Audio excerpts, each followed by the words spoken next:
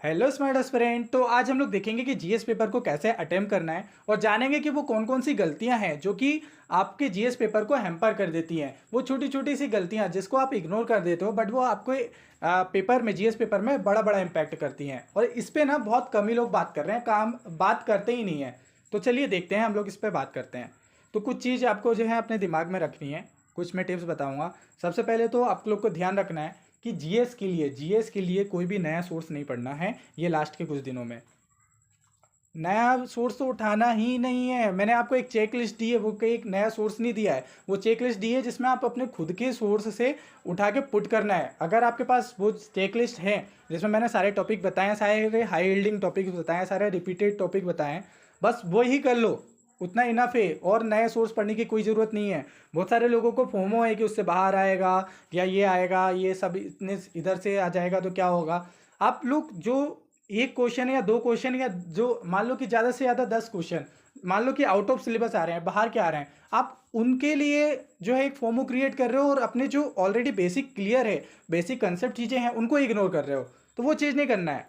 Okay, जो हुआ तो हुआ, अब टाइम चला गया नया पढ़ने के लिए, अब पढ़ना ही नहीं है कुछ नया। जो ऑलरेडी पढ़ चुके बस वही पढ़ना है।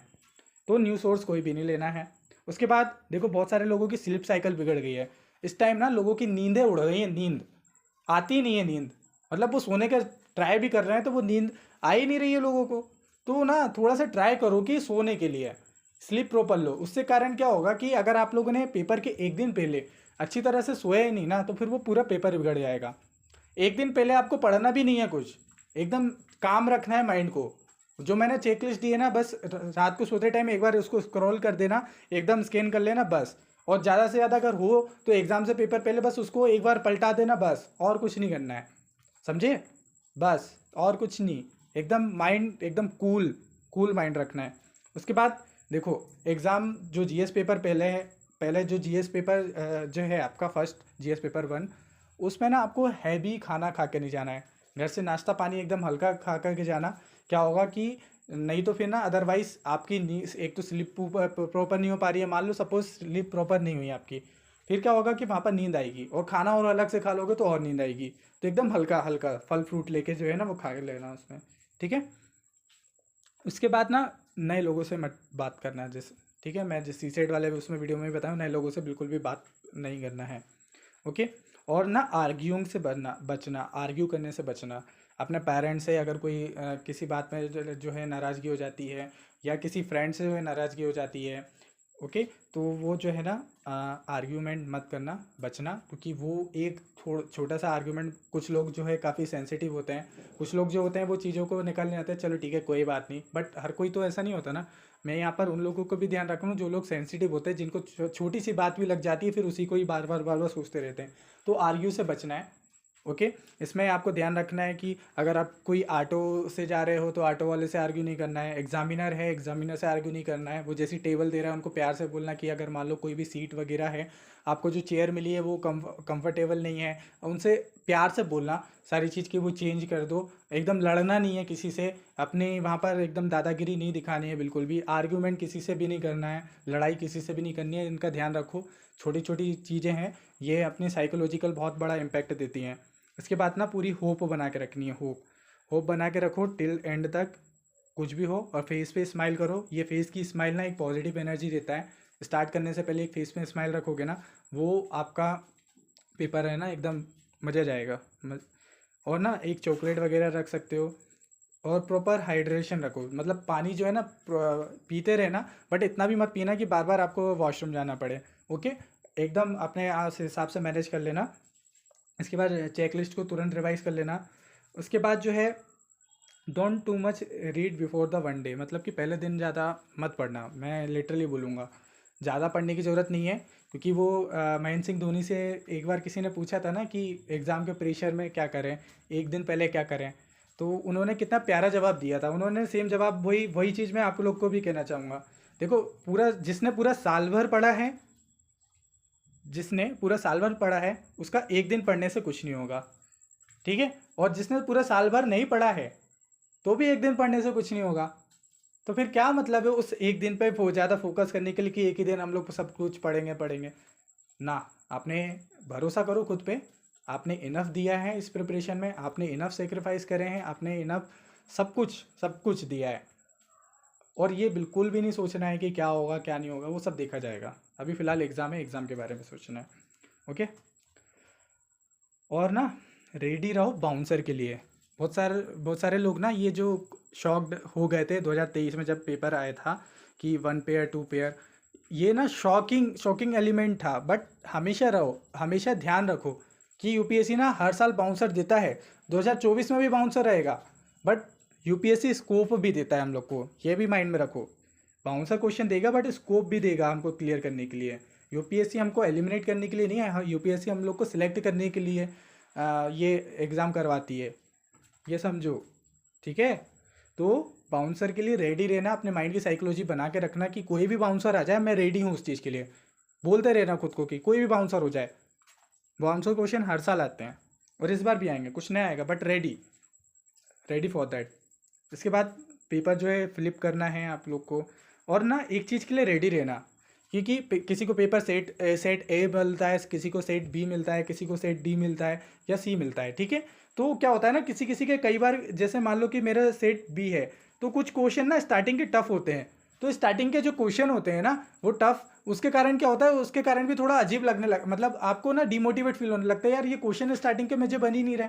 तो उसके लिए क्या करो, फ्लिपिंग टेक्निक यूज़ करो, पूरा पेपर पलटा लो और उसके ऊपर लिख दो कि कौन कौन सा सब्जेक्ट है, ये पॉलिटी का सब्जेक्ट है, ये एनवायरनमेंट का सब्जेक्ट है, ये लिख दो। इससे इसमें फिर आप वही चीज़ से स्टार्ट करो जो आपका स्ट्रॉन्ग है। एनवायरनमेंट है तो एनवायरनमेंट के सेक्शन से स्टार्ट करो, ताकि पहला जो स्टार्ट होगा ना, फर्स्ट स्टार्ट, वही आपके बैटल को जिता देता है। मतलब कि ये जो आपके जो वॉर है ना, वॉर जिसमें आप ये 100 सिपाहियों 100 सिपाही जो हैं उनसे लड़ रहे हो, जो क्वेश्चन है उनसे लड़ रहे हो, तो वो जो है ना, कौन कौन से सिपाही जो आपको इजीली आप लोग इन लोग को मार सकते हो, वो आइडेंटिफाई करना है। समझ रहे हो?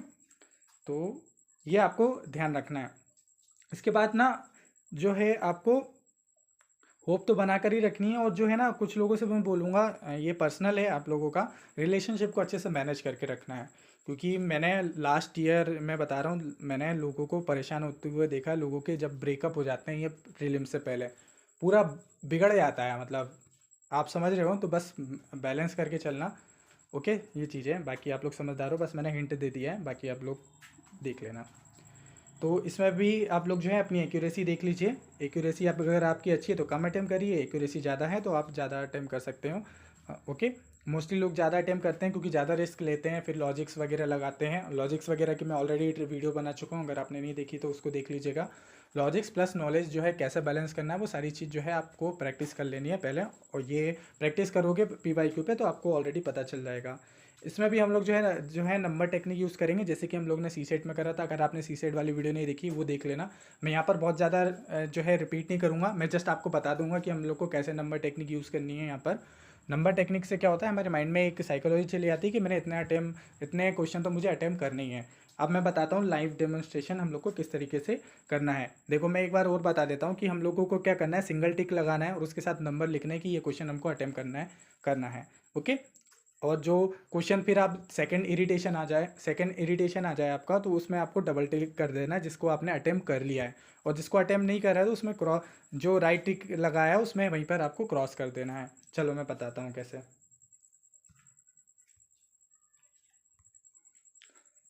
अब देखो, ये 2023 का पेपर है, तो ये यहाँ पर आप एक स्माइल भी बना सकते हो, क्योंकि आपको फिर अपने फेस पे भी स्माइल रखनी है, वो उसका एक पॉजिटिव जो है एनर्जी क्रिएट करता है। तो देखो,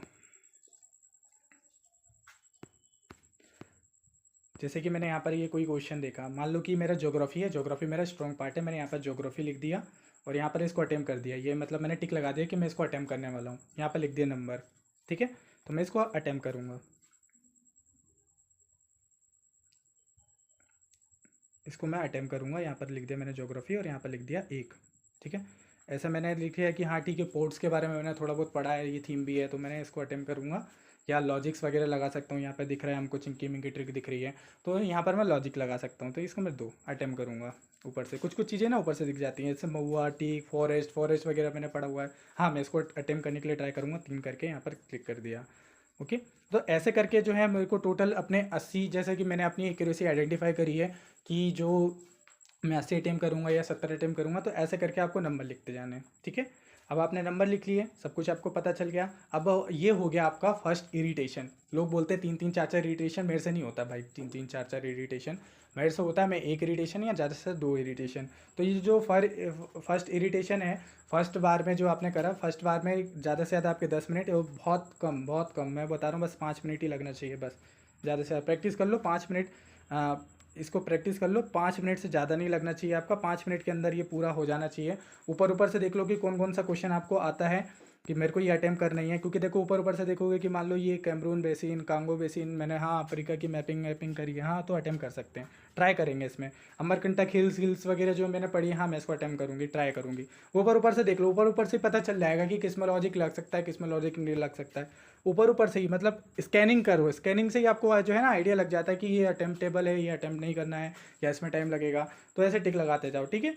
और अब क्या करना है कि आप सेकंड राउंड में जब आप आओगे, ये आपका फर्स्ट राउंड हो गया, फर्स्ट राउंड में हो गया। सेकंड राउंड में आओगे कि मैंने इस क्वेश्चन को अटेम्प्ट करना स्टार्ट करा, ठीक है। अब पता चल रहा है कि यार यहाँ पर तो कोई लॉजिक लग नहीं रहा है। अब जैसे यहाँ पर कोई लॉजिक, यहाँ पर लॉजिक लग रहा है डायरेक्टली, ये गलत है। तो मान लो कि अगर मैं एक गलत कर लेता हूँ फिर अटेम्प्ट करने लायक हो जाता है। तो फिर इसको हमने अटेम्प्ट कर दिया और यहाँ पर डबल क्लिक कर दिया, तो मतलब अब इसको अटेम्प्ट करना है। और मान लो कि ये वाला क्वेश्चन है, ये मेरे को नहीं बन रहा है, ना कोई लॉजिक लग रहा है, ना कुछ भी लग रहा है, तो इसको मैं ना यहाँ पे कट कर दूंगा यहीं पे।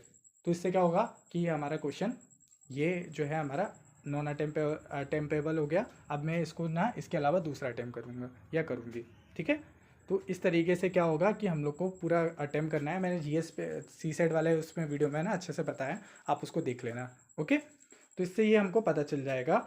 और नंबर से हमारे माइंड में साइकोलॉजी रहेगी कि इतने हमने अटेम्प्ट करें, इतने हमने अटेम्प्ट नहीं करे हैं, ओके। तो ये आपको ध्यान रखना है। ये टेक्निक काफ़ी यूज़फुल है, ये मैंने खुद भी पर्सनल करी है। आप एक बार अटेम्प्ट करके देखिए। और ये मैं डिस्क्लेमर दे रहा हूँ, ये डायरेक्ट एग्ज़ाम हॉल में अप्लाई मत करना, पहले अप्लाई करके देख लो, इम्प्लीमेंट करके देख लो, ये इम्प्लीमेंट हो रही है कि नहीं हो रही है, आपको कुछ भी बेनिफिट दे रहा है कि नहीं दे रहा है, पहले इसको देखिए, देन ही इसको अप्लाई करिए। डिस्क्लेमर है, मतलब मोस्ट इंपॉर्टेंट पॉइंट है, ये ध्यान रखना है आपको। सी सेट वाला एक बार देख लेना तो आप इसको अच्छे से अंडरस्टैंड कर पाओगे। तो हमेशा की तरह मैं आपको बोलूँगा कि आप लोग इस वीडियो के नीचे कमेंट करिए, I will clear prelims, I will clear CSAT, I will clear all stage. जो भी लिखना हो, तीनों में से कुछ भी लिख लेना, जो कि आपको एक मैनिफेस्टेशन की तरह फ़र्क करेगा।